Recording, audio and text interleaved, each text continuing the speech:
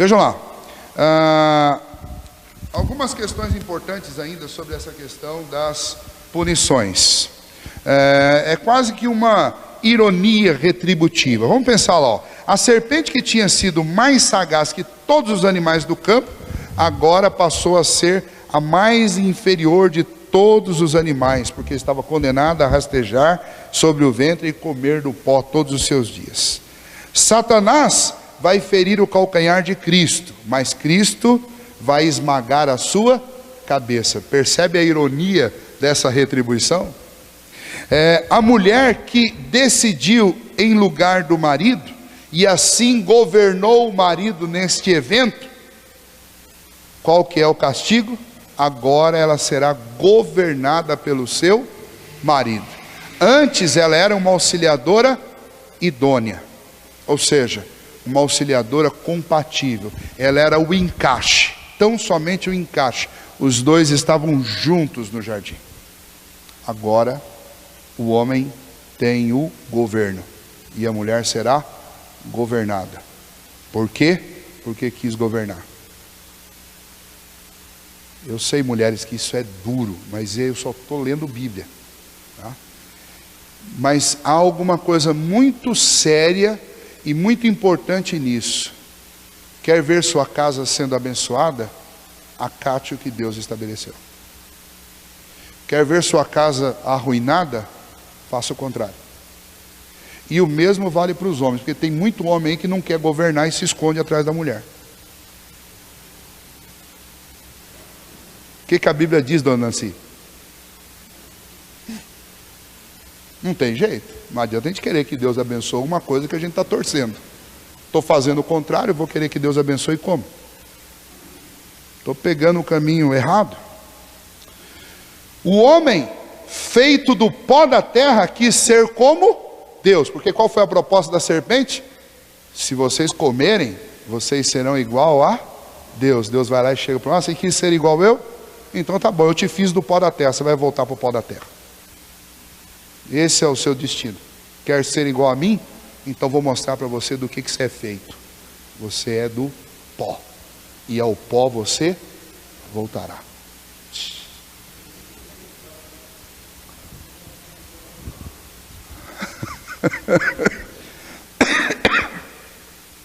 Esses não são os únicos exemplos de ironia encontrados aqui no Pentateuco. Nós vamos encontrar várias. Parece que Deus tem uma santa ironia e Ele mostra isso sempre. Nós vamos achar isso em vários locais na Bíblia. E isso não é só aqui no Antigo Testamento. No Novo Testamento o Senhor Jesus diz para Cafarnaum: vocês pensam que vocês vão para o céu? Eu vos afirmo, vocês vão descer para o inferno. E aí ele não parou por aí não. Ele fala assim: e vou dizer mais, no dia do juízo vai ter menos rigor para Sodoma e Gomorra do que para vocês. Jesus usava essa linguagem. E é próprio de quem tem um conhecimento que a maioria não tem, então você consegue administrar as informações. Isso também é visto quando Jacó mentiu com seu pai, colocando uma pele de cabras no braço, e depois com seus filhos mentiram a ele, trazendo a túnica de José. Lembra da história? Ele foi lá e enganou, né? Enganou o pai, usando uma pele. E o que os filhos depois fizeram? Venderam José como escravo e trouxeram uma túnica cheia de sangue e falaram: seu filho morreu. Por quantos anos ele foi enganado?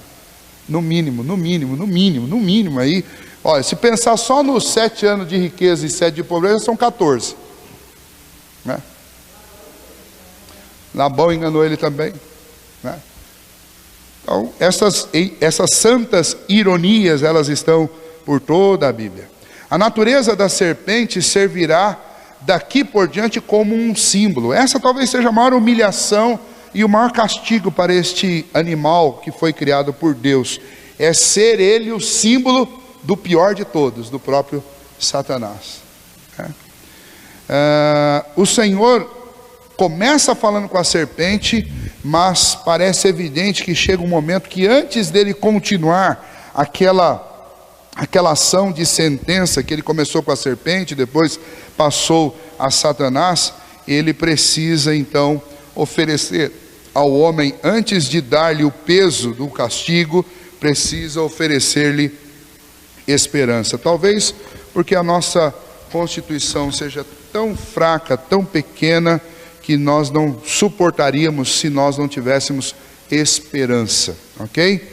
Mas ainda, considerando a questão ainda da serpente, eu porém inimizade, serpente e a mulher, entre a tua descendência e o seu descendente, este te ferirá a cabeça e tu lhe ferirás o calcanhar.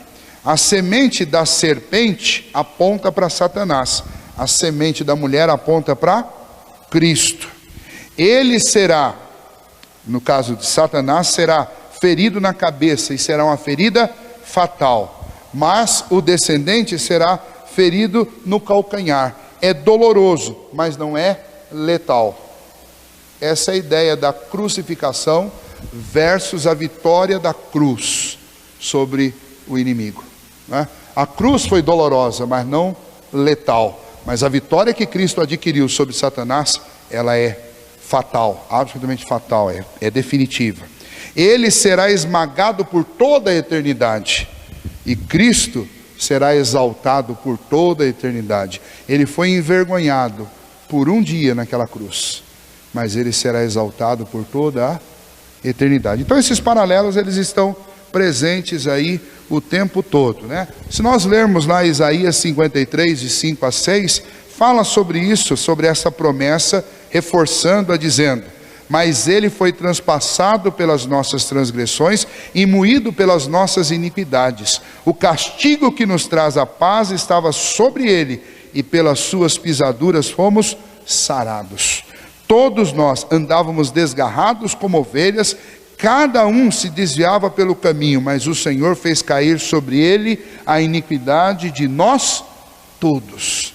Então, quando eu tenho este versículo 15, fazendo não só a sentença de Satanás, esse versículo 15 está estabelecendo a minha esperança. O verdadeiro castigo, o castigo que Deus prometeu ao homem se ele comesse, este castigo não recai sobre mim, ele recai sobre Cristo. Isso é teologia pura aqui no capítulo 3, né? A sentença, no dia em que dela comerdes, certamente morrerás. E Deus vai e diz: ele vai ferir o calcanhar do descendente, mas o descendente vai esmagar a cabeça dele. Ou seja, o meu filho vai receber o castigo que é de vocês. Ele vai receber esse castigo. Mas a serpente será castigada por ele, definitivamente. Duas maldições. Primeira, já que o homem que deveria governar se deixou governar pela mulher, agora para ele exercer o governo sobre tudo vai ser difícil. A terra não vai ser mais favorável a ele, os animais não serão mais favoráveis a ele, o trabalho não vai ser mais favorável a ele, tudo agora ficou difícil. E ele vai ter que subjugar aquilo que estava submetido a ele naturalmente. Em outras palavras, agora ele tem que lutar pelo direito que já é direito adquirido. Sabe, advogado no estado de São Paulo, né? O sujeito tem diabetes lá, ele tem direito a um bocado de coisas. Tem direito aos insumos da diabetes, tem direito a um monte de coisa. Mas se ele quiser, ele vai ter que contratar um advogado e entrar na justiça para ganhar o quê? Aquilo que já é direito dele. É mais ou menos esse o castigo que Deus deu para o homem. Deus fez o homem e o colocou como o gerente dessa terra toda aqui. Só que essa terra, enquanto Adão cumpria o papel dele corretamente, ela se sujeitava a Adão. Os animais vinham até ele para ele colocar nome nos animais. Agora não. Agora ele olha para um animal, ou o animal tenta comer ele, ou o animal foge dele. A terra começou a produzir o quê? Começou a produzir cardos e abrolhos, começou a produzir erva daninha, capim, onde era para crescer milho. A coisa complicou completamente. E agora o trabalho que era para ser feito com leveza, agora ele é cansativo e o homem sua para fazer isso.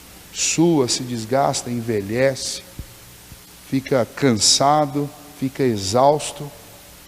Tudo por quê? porque no momento que ele deveria governar, ele não governou, ele se deixou governar. Então você gosta de se deixar governar, então tá bom. Então agora para governar você vai ter trabalho. Veja, percebe a ironia nisso tudo? A mulher quis governar, Deus disse para ela, então agora você vai ser governada. O homem quis se omitir, você se omitiu? Você se deixou governar? Então agora vamos ver, curte aí essa vida em que é difícil governar. Deus fez isso. Agora isso não é o pior. Graças a Deus isso não é o pior. O pior ele colocou sobre o descendente, porque eu não tenho que ir para a cruz.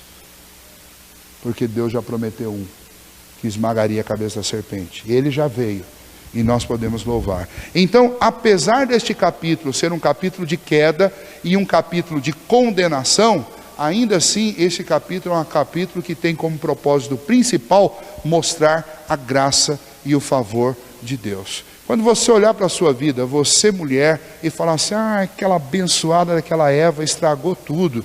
Não, não é tão ruim assim. Pior seria se eu tivesse que depois de tudo isso, ir encarar aquela cruz inutilmente, porque o meu sacrifício seria um sacrifício impuro e não serviria para pagar os pecados. Mas eu não preciso ir para aquela cruz, porque Cristo foi. Você, homem, pior do que ter que suar a vida inteira para dominar a terra, pior do que ter que voltar para o pó, era ter que passar por aquela cruz, e nós não teremos que passar.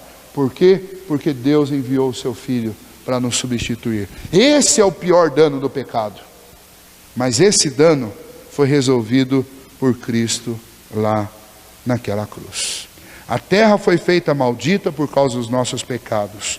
O homem deve experimentar uma luta improdutiva sem fim contra esta terra que não lhe obedece. O homem por fim terá que experimentar a morte, mas a esse homem Deus deu a esperança da vida eterna em Cristo Jesus, a semente, aquele que esmagaria a cabeça da serpente. Ok, por hoje vamos parar por aqui, que já avancei no horário. Semana que vem a gente continua a partir lá do verso 16.